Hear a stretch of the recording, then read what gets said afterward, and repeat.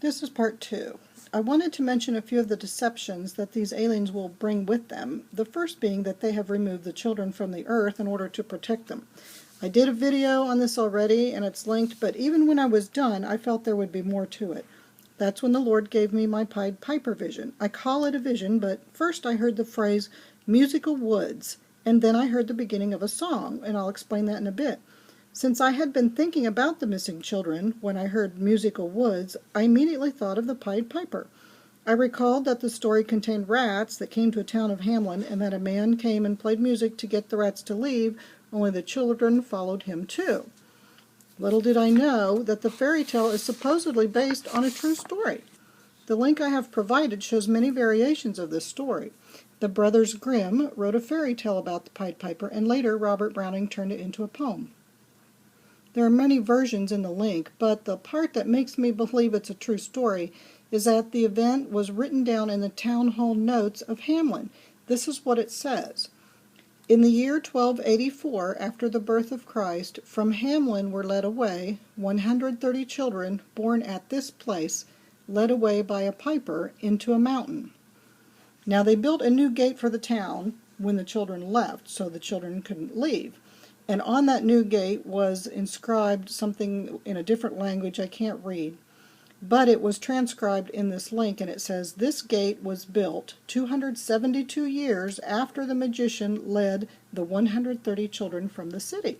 So it seems legitimate. Now, here's something else interesting from the Brothers Grimm, from their story.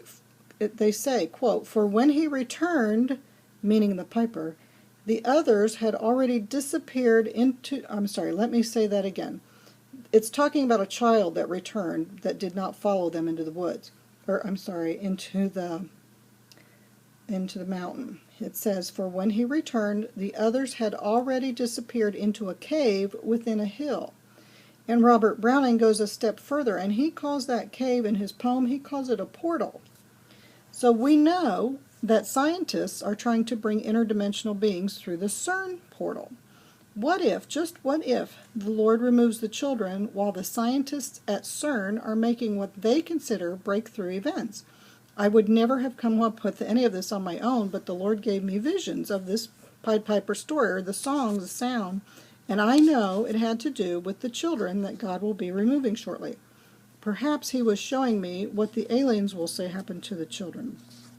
The original story occurred in the year 1284, but last month I discovered a story that there is a rat invasion on the way for the United Kingdom, according to a source that I linked. How ironic if God removes the children during this rat infestation. This was just part of a confirmation for me. As for the song I heard, I found out it was called Toccata and Fugue in D minor. This was a song possibly written by Johann Sebastian Bach for the organ. Bach lived in Germany at the time, and the town of Hamlin is in Germany. When I heard the song, and I've posted a YouTube video of it in the transcript, I'm reminded of scary movies. This song is one that is frequently played for classic vampire and horror flicks. The word toccata means to touch, and in psychiatry, fugue means a state or period of loss of awareness of one's identity. Not only that, but this song is frequently played by a, wait for it, pipe organ, hence the Pied Piper. And pipe organs are made from metal and wood, hence musical woods. I thought God was pointing to a location, but the Pied Piper did not take the children to the woods, but to a mountain, possibly a portal.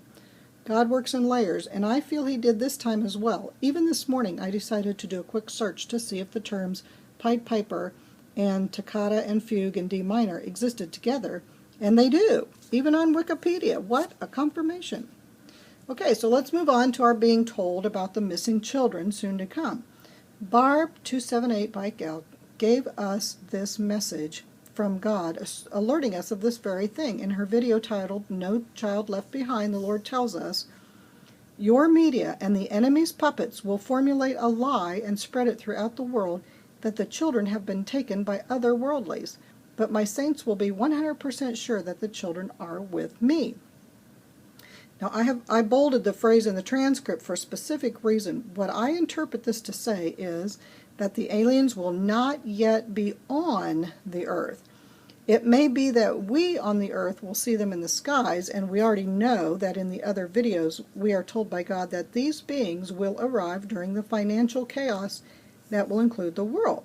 So they may very well be seen in the skies, but are not yet supposedly on the earth, but instead are in contact with the media and the new world leaders. I do not know if the aliens will be seen before or after God removes the children. Arguments could be made for either side, and maybe God will reveal this later on. But what I do believe is that the aliens will use the missing children to coerce the parents into going into their ships. Much like the Pied Piper's music, these aliens will have an essence of euphoria when you get near them, and you will be pulled into it. This is why the Lord has emphatically told us not to go outside, not to get close to these beings at all. I also believe that the missing children are a huge component of why the mark of the beast will be utilized. Much like today, if you have it implanted, your loving parents would know where to find you if you were kidnapped.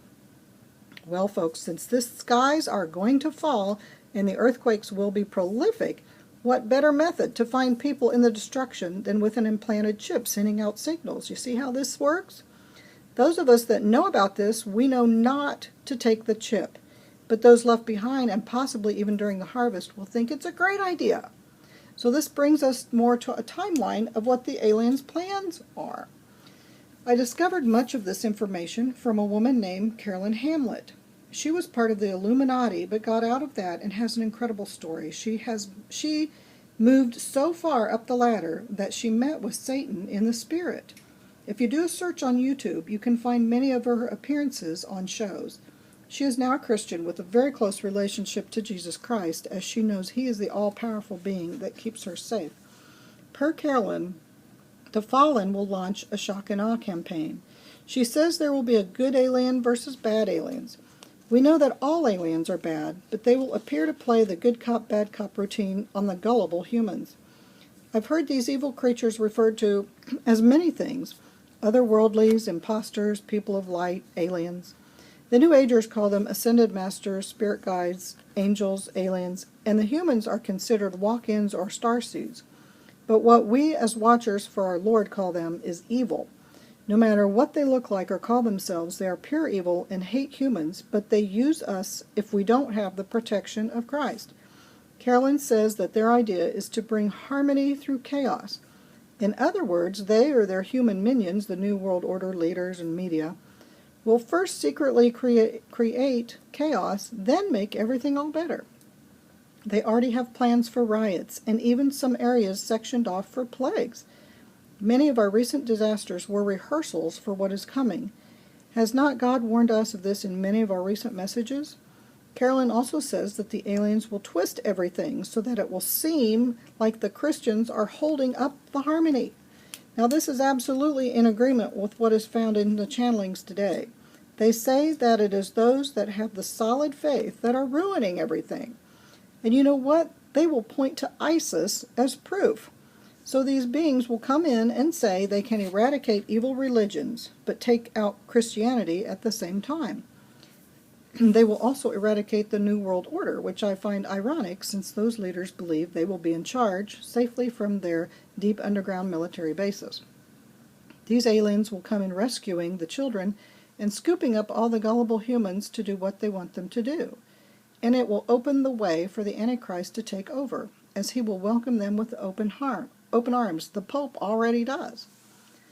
The aliens will bring free energy, which will come in handy because there will be a loss of electricity when Nibiru comes, right? They will introduce their own Jesus and say he is an alien and all can worship him as one of many religious gods. They will point to artifacts and explain the truth about them, which is not really the truth at all, but lies from Eden. They have already said that the Dead Sea Scrolls explain where some of them come from. So do you see how they'll twist things and how they will belittle God? Finally, I want to touch on the X-Files that God had me watch. The show started out, as usual, with Mulder explaining that the aliens are bad. This worked in the past while watching these shows, but now the true aliens needed to change it up. I read where the writer of the X-Files reads many abductee stories and gets information from them, though he denies it. Also, on Watcher 7, I learned that Dr. Lear, the physician that removed several implanted alien chips, admitted to being a consultant on the X-Files. The writer knew where to get his information to write up these new stories. We learn early on in the episodes that supposedly the aliens pushed genetic modifications on people. Towards the end of the series, the show started bad-mouthing the Bible and equating God with Allah. But it was that last episode that I took the most notes on. The entire series changed over these 6 episodes and pointed to us humans as being the bad guys. Apparently, we are to believe that when the aliens crashed at Roswell on July 3rd, 1947, we stole the aliens' technology, and the elite of the world now own it and are in charge. That is playing right into the hands of Satan.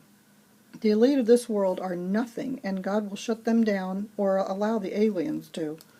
I even wrote of this to L.A. Marzulli after his first X-File commentary, explaining that the show is taking away our view that aliens are bad and painting the bad picture onto the elite.